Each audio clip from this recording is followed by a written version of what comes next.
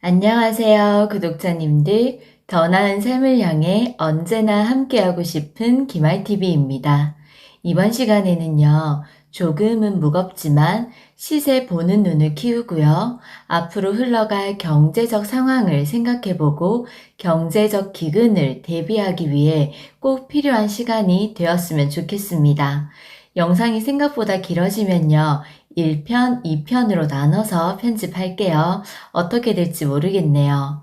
저는 대구에 코로나가 처음 터졌을 때 유튜브를 해야겠다고 생각해서 그해 5월쯤 첫 영상을 올렸습니다. 그러고 보니 벌써 3년 전이네요.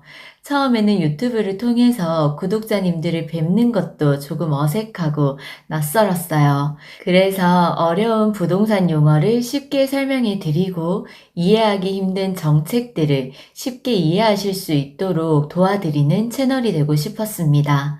그때 마침 정책들이 너무 빈번하게 바뀔 때라 그때부터 함께 해주신 구독자님들 덕분에 채널이 이렇게 성장했습니다. 감사합니다. 그래서 부동산 미래에 대한 예측이나 집값 예측에 대한 영상은 되도록 하지 않으려고 했어요. 워낙 의견도 분분하고 미래를 보는 시선이 그만큼 다양하니까요. 그런데 3년이 지난 지금에서 그때 조금 더 용기를 내서 구독자님들에게 제 의견을 좀 더 나눴더라면 하는 아쉬움이 남더라고요.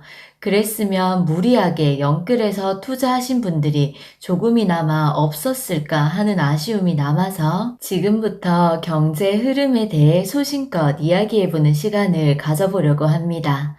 구독자님들, 언론의 흐름에 눈과 귀가 닫히면 안 돼요. 지금은 경제적 기근을 준비하셔야 할 때입니다. 지금 인플레이션과 고금리 현상, 앞으로의 CBDC 사회에 대해서 전체적인 흐름을 쉽게 이해해보는 시간을 가져보겠습니다. 아마 오늘 제가 드리는 말씀은요, 시간이 지날수록 실제적으로 피부에 와닿으실 거예요. CBDC 사회 들어보셨나요? 현금 없는 사회입니다. 아마 오늘 처음 들어보시는 분들도 계실 텐데요. 지금 일어나는 현상들을 짧게나마 특강처럼 나눠보겠습니다. 지금 전 세계는요, 전체적으로 경제적 기근이 일어날 수밖에 없는 상황입니다. 인플레이션과 스태그플레이션 현상이 너무 당연히 일어날 수밖에 없는 상황인데요. 구독자님들도 잘 아시겠지만 전염병이 일어났고요. 그 후에 전쟁이 일어났습니다. 전염병과 전쟁이 같이 일어나면서 경제적 기근이 깊어지고 있습니다. 이건 지금 우리의 현실이니까 피부로 느껴지시죠? 아마 전쟁이 안 일어났다면 지금과는 조금 다를 수 있습니다. 과거 사례처럼 회복할 수 있는 가능성이 열려 있는데요. 그런데 지금은 전쟁까지 같이 일어난 상황이라서 회복 탄력성이 약합니다. 왜냐면요. 전염병과 전쟁으로 인해서 경제적으로 어려워졌습니다. 돈이 어려워졌어요. 돈을 못 벌게 됐고 순환이 안 되니까 돈이 힘들어졌습니다. 그러면 정부에서는 이때 뭘 할 수 있을까요? 돈을 풀기 시작합니다. 돈을 찍어서 풀기 시작합니다.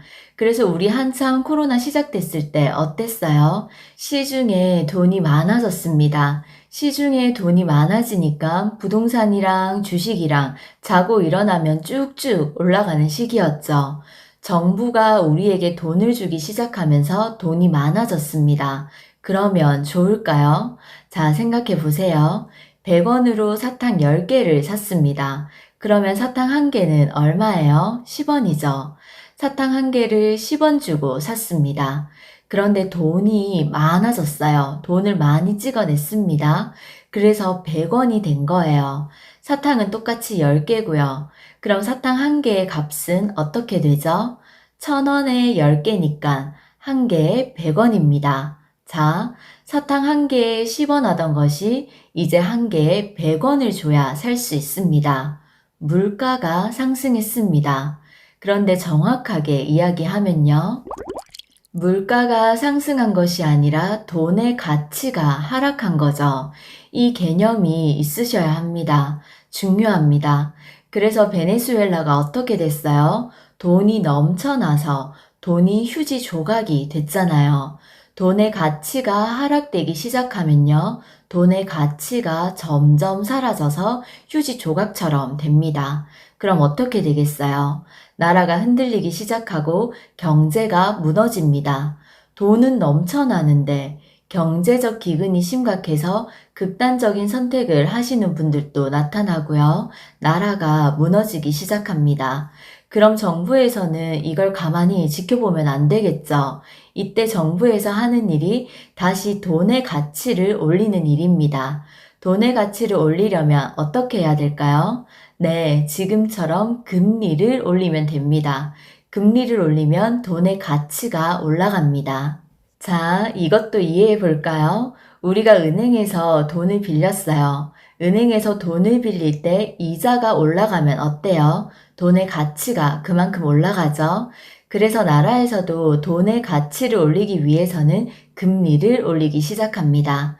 돈의 가치가 내려간 만큼 다시 돈의 가치를 올려야 되기 때문에 금리를 올리고 있습니다. 자, 그러면 돈의 가치가 올라갑니다. 돈의 가치가 올라가니까 우리는 어떻게 하죠? 돈을 가지고 있으려고 하겠죠. 돈을 가지고 있으려고 하면 어떻게 될까요? 주식이 흔들리기 시작하고 부동산 가격은 떨어지기 시작합니다. 지금 이런 일들이 순차적으로 일어나고 있습니다. 지금 제가 설명드린 부분이 최근 3년 사이에 일어나고 있는 일들이라 피부로 느끼고 계실 텐데요.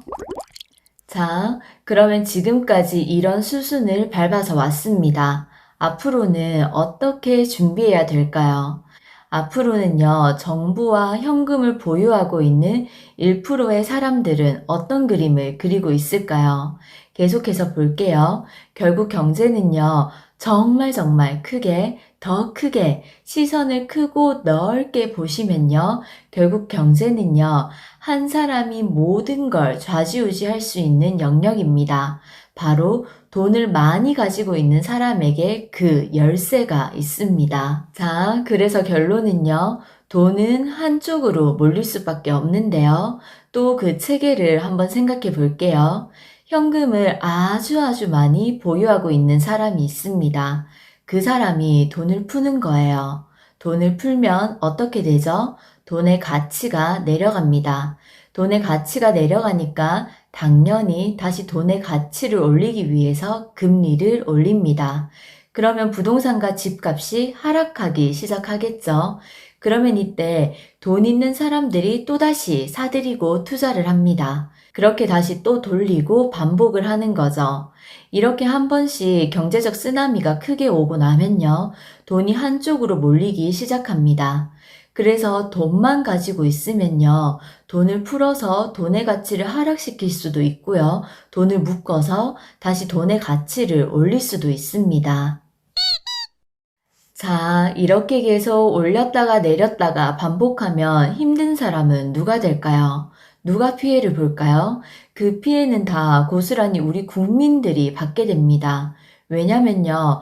어쨌든 주도권을 잡고 움직이는 사람들은 극히 일부의 사람들일 거고요.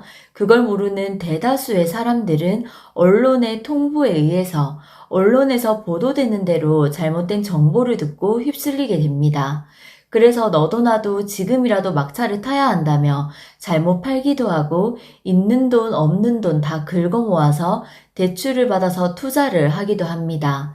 그래서 지금 최근에 영끌에서 부동산에 투자하고 주식 투자하신 분들이 많습니다. 최근에 빠르게 오른 만큼 지금은 거품이 빠지고 있는 시기입니다.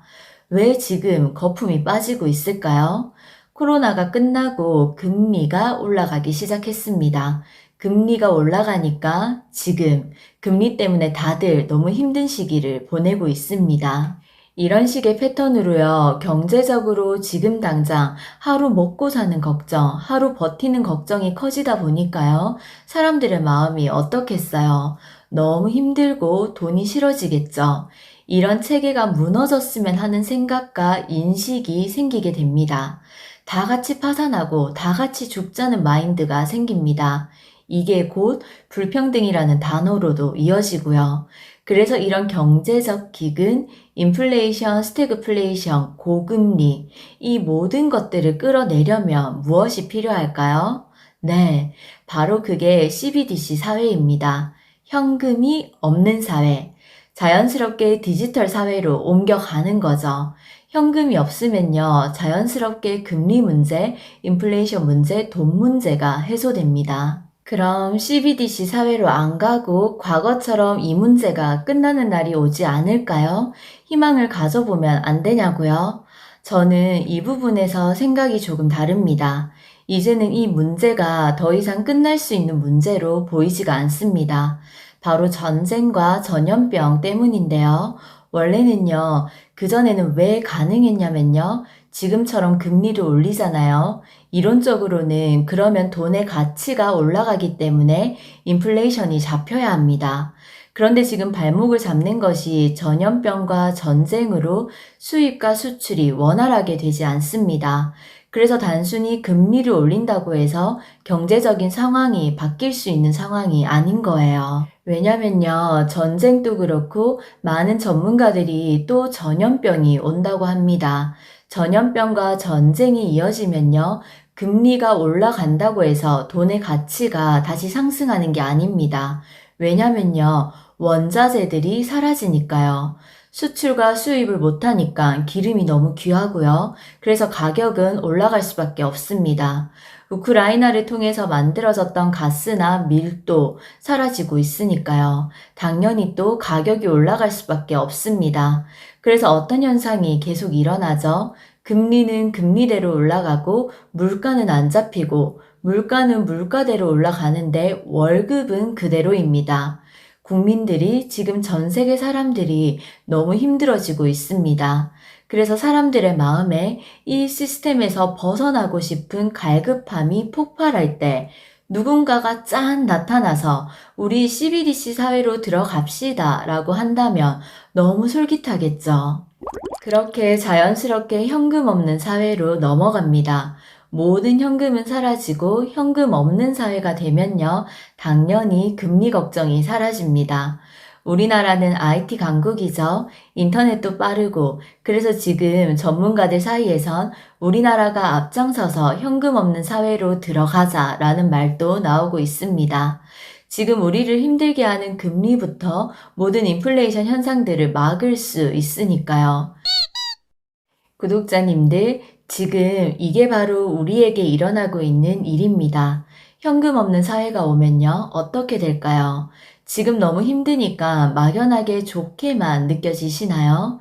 제가 이렇게 말씀드리는 이유는요, 어차피 맞이하게 될 미래라면요, 어차피 맞이하게 되고 받아들여야 될 미래지만요, 누군가가 목소리를 높여 반대해도 어차피 일어날 상황으로 보여지긴 합니다.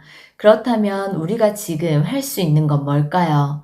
시대의 흐름을 바른 시선에서 해석할 줄 알아야 합니다. 받아들일 때 받아들이더라도 그 시대에서 우리가 어떻게 살아내야 하는지, 그리고 그 시대를 받아들이기 전에 우리는 어떤 준비를 할 수 있는지, 어떻게 대비해야 되는지를 알아야 합니다. 왜냐면요, 그런 시대가 펼쳐지면요, 바로 감시사회가 오는 겁니다. 남의 일이 아닙니다. 우리나라에서도 지금 서울시에서 지난달부터 현금 없는 버스가 전면 확대되고 있습니다. 더욱 심각한 것은요, 지금 경제적으로 너무 힘들다 보니 정부에서는 현금 없는 사회에 대한 국민들의 반응을 조사한 결과 찬성이 더 많았습니다. 이건 다음 시간에 더 자세히 다룰게요. 일론 머스크도 그랬습니다. 4차 연맹이 시작되면 전 세계는 공산주의가 시작될 거라고요. 자, 우리가 피부로 느껴지든 느껴지지 않든 긍정적으로 보시는 분들도 있겠고요. 부정적으로 보시는 분들도 물론 있으실 텐데요. 그런 시대가 시작되는 거, 아, 나는 찬성이야. 만족하며 살더라도 지금 실제적으로 일어나는 일이고요. 앞으로의 흐름이기 때문에 이 시점에서 한 번쯤 생각해 보시면 좋겠습니다. 그래서 여러분, 지금은요, 시세를 분별해서 현금을, 돈을 정말로 필요한 곳에 써야 합니다. 돈을 아끼고요. 돈을 투자해서 우리가 지금 무엇을 준비해야 되는지 생각해 보시기 바랍니다. 그럼 CBDC 사회가 되면 어떻게 달라지고 그 사회는 어떻게 운영되는지 다음 2편에서 이어서 하겠습니다. 그럼 저희는 바로 다음 편에서 만나요. 꼭이요.